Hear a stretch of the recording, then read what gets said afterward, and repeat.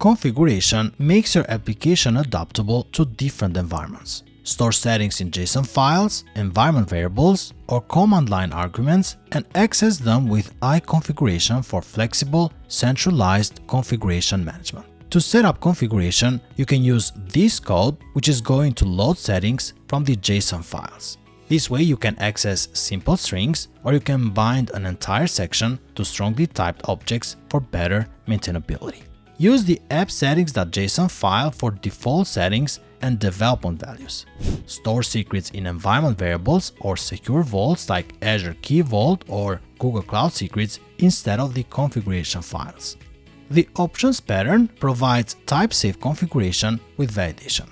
Reload configuration on changes with iConfiguration root for dynamic updates, validate settings at startup to catch errors early, and never hardcode secrets in your source code.